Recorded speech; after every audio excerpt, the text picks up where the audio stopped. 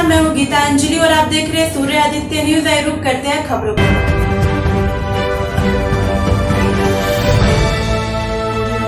उत्तर प्रदेश में तेजी के साथ बढ़ रहे आपराधिक मामलों को लेकर विपक्षी लगातार मौजूदा सरकार को घेरता दिखाई दे रहा है। इसी बीच आम आदमी पार्टी से सांसद व प्रदेश प्रभारी संजय सिंह ने प्रेस वार्ता की और बीते दिनों यूपी में कई बड़ी घटनाओं को लेकर आलोचना की। तीसरी और अंतिम बात, उसके बाद अवध ओझा जी अपनी बात रखेंगे। एक बड़ा दावा किया गया कि भारत दुनिया की चौथी बड़ी अर्थव्यवस्था बन गया है। अब इस दावे की हकीकत क्या है? पहली बात तो यह दावा गलत है। अरविंद विरमानी जो नीति आयोग के सदस्य हैं,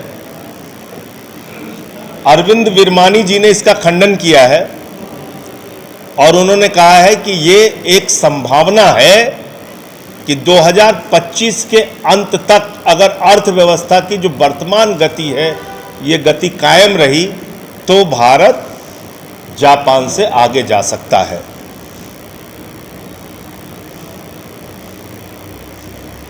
लेकिन ढोल पीटना शुरू कि भारत दुनिया की चौथी बड़ी अर्थव्यवस्था बन गया, हमें भी खुशी होगी, हम पहली अर्थव्यवस्था बन जाएं, दूसरी बन जाएं।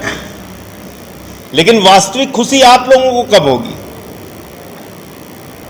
जब इस देश की प्रति व्यक्ति आय बढ़ेगी। बड़े अफसोस के साथ यह कहना पड़ रहा है कि भारत दुनिया के चौथी बड़ी अर्थव्यवस्था जो कि बनी नहीं है, बनने का दावा कर रही है, मोदी जी दावा कर रहे हैं, लेकिन प्रति व्यक्ति आय के मामले में भारत 140वें स्थान पे खड़ा है। 140वें स्थान पे। और प्रति व्यक्ति आय के मामले में हमारे देश के प्रति व्यक्ति आय क्या है? थोड़ा ये लिस्ट जरा ध्यान से सुनिएगा। अमेरिका वार्ता, उत्तर प्रदेश में बदहाल कानून व्यवस्था, प्रधानमंत्री नरेंद्र मोदी जी के द्वारा ऑपरेशन सिंदूर के नाम पे ऑपरेशन वोट बैंक की शुरुआत और भारत के लिए चौथी बड़ी अर्थव्यवस्था बनने का जो दावा है उसके संबंध में बुलाई गई है। हमारे साथ प्रख्यात शिक्षाविद और आईएएस की कोचिंग भी चलाते हैं, आम आदमी पार्टी से पड़पड़गंज सीट के प्रत्याशी रहे, चुनाव लड़ा और अभी पूरे यूपी में जो हमारा संकल्प शिविर का अभियान चल रहा है उसके प्रमुख वक्ताओं में से एक अवध ओझा जी भी हमारे साथ है। हमारे मन की बात में बोल रहे हैं, यहाँ रैली में ललकार रहे हैं, वहाँ रैली में ललकार रहे हैं। प्रधानमंत्री जी, रैली करने के लिए आपके पास बहुत फुर्सत है। एक दिन में 4-4 बार आप कपड़ा बदल रहे हैं। जो 4 बार कपड़ा बदलने में आपको टाइम लगता है प्रधानमंत्री जी, कम से कम उतना समय आप निकाल लेते जिन बहनों के माथे के सिंदूर उजले उनसे मिलने के लिए। आपके पास उतना भी वक्त नहीं मिला। बिहार की चुनाव रैली कर रहे हैं, फिल्मी सितारों को मुंबई में संबोधित कर रहे हैं, केरल में उद्घाटन, आंध्र प्रदेश में उद्घाटन, गुजरात में रैली सभा, लंबे चौड़े भाषण। तो प्रधानमंत्री कहते हैं हमारे शरीर में, हमारी नसों में गर्म सिंदूर बह रहा है। मैं कहता हूं प्रधानमंत्री की नसों में नौटंकी बह रही है। जैसे ही लाइट कैमरा एक्शन देते हैं उनकी नौटंकी शुरू हो जाती है। कितना झूठ बोलोगे आप इस देश के साथ? आपने सीज फायर क्यों किया, इस देश को जवाब दीजिए। जब भारत की सेना अपने बहादुरी और पराक्रम का परिचय दे रही थी, 9 आतंकी ठिकानों को मिटा दिया था। भारत की सेना के पास 21 आतंकी ठिकानों की जानकारी थी और पीओके पे कब्जा कर सकती थी भारतीय सेना। बलूचिस्तान को पाकिस्तान के नक्शे से अलग कर सकती थी, बांग्लादेश की तरह उसको अलग किया जा सकता था। ऐसे वक्त में ट्रंप के कहने पर आपने क्यों सीज फायर किया? पीओ के पर कब्जा करने का मौका क्यों आपने गंवाया, देश को धोखा क्यों दिया, प्रधानमंत्री को ये बताना चाहिए। सागरी और वोट बैंक की पॉलिटिक्स आप बंद कीजिए प्रधानमंत्री जी, ये मैं आपसे कहना चाहता हूं। पूरे देश के 3 सवाल हैं। नंबर 1, वो आतंकवादी पहलगाम में आए कैसे। नंबर 2, उन आतंकवादियों को अब तक मारा क्यों नहीं गया जिन्होंने हमारे बहनों के माथे के सिंदूर उजाड़े। और नंबर 3, ट्रंप के दबाव में आपने सीज फायर क्यों डिक्लेयर किया जब भारतीय सेना पीओके पे कब्जा कर सकती थी, बलूचिस्तान को पाकिस्तान से अलग कर सकती थी। ये 3 सवाल का जवाब प्रधानमंत्री जी को जरूर देना चाहिए।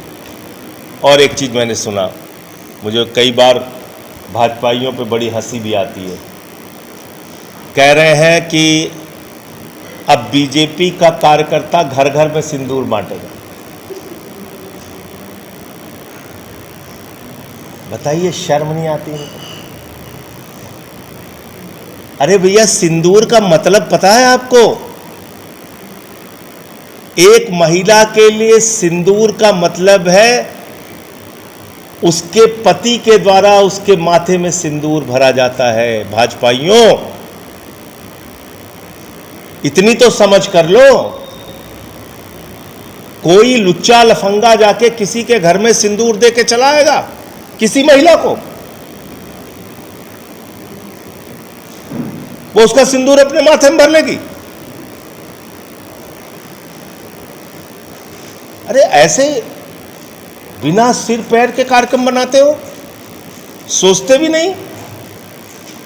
भैया, सिंदूर भरता है पति अपनी पत्नी के मांग में। सिंदूर उसके माथे का गौरव है, सिंदूर उसका सम्मान है, सिंदूर उसका स्वाभिमान है। और भाजपाइयों की हालत तो क्या हो गई है, इस समय पूरा देश देख रहा है। और कह रहे हो कि तुम्हारे कार्यकर्ता घूम घूम के सिंदूर बांटेंगे महिलाओं को। मैं भाजपाइयों को समझा रहा हूं, ऐसे कार्यक्रम मत करो, पता चला 2-4 थप्पड़ न खाने पड़े किसी महिला से आपके कार्यकर्ताओं को। अपराध को लेके बहुत चर्चा हो रही है कि 24 घंटे में 14 हत्या हो गई।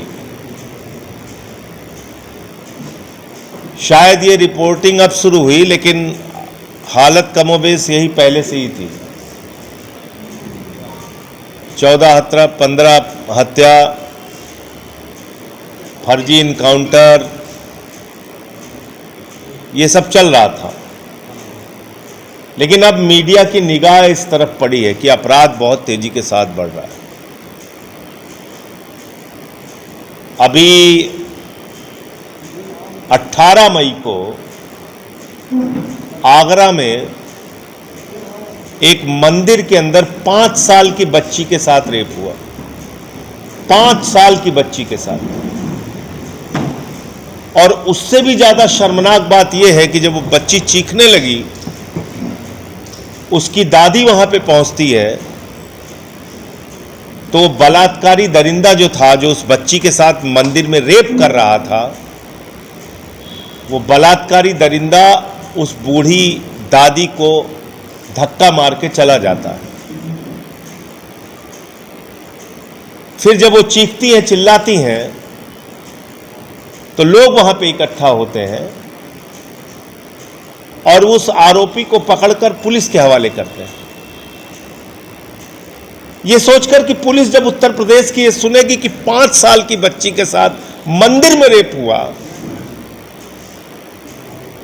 तो आरोपी के खिलाफ सख्त कार्रवाई करेगी, उसको पकड़ के जेल में डालेगी, उसको आगे सजा कैसे मिल सकती है इसके बारे में सोचेगी। लेकिन शर्मनाक बात यह है, और आदित्यनाथ जी के कानून व्यवस्था के, कि उस आरोपी को, बलात्कार के आरोपी को, मंदिर में 5 साल की बच्ची का रेप करने वाले आरोपी को थाने से छोड़ दिया जाता है। फिर उसकी मेडिकल रिपोर्ट आती है और मेडिकल रिपोर्ट आने के बाद तब उस दरिंदे को गिरफ्तार किया जाता है। क्या इससे ज्यादा शर्मनाक बात कोई हो सकती है? कहीं कोई बच्ची छेड़खानी से तंग आके सहारनपुर की घटना है, जहर खा के मर जा रही है। कहीं किसी का बलात्कार हो रहा है, बलात्कार करके हत्या कर दी जा रही है। कई ऐसे बीजेपी नेताओं के वीडियो आ रहे हैं जो ये दिखाता है कि महिलाओं के प्रति इनकी सोच क्या है। और कल जिस मामले में मैं गया था अलीगढ़, वो तो और ही रूह कपा देने वाली घटना है। 4 मुस्लिम युवक गाड़ी से मीट लेके जा रहे हैं। कुछ लोगों ने उनको रोका, कहने लगे ये गौ मांस है। उन्होंने कहा ये गौ मांस नहीं है, हम अलीगढ़ की फैक्ट्री से मांस लेके आ रहे हैं। कहने लगे रसीद दिखाओ। उन्होंने रसीद दिखाई, रसीद उठा के फाड़ के फेंक दिया। उन्होंने, उन गुंडों ने रसीद उठा के फाड़ के फेंक दिया और कहने लगे ये गौ मांस है और मारना शुरू कर दिया। वो वीडियो आप सब मीडिया के मित्रों ने देखी होगी। इतना मारा, इतना मारा, इतना मारा।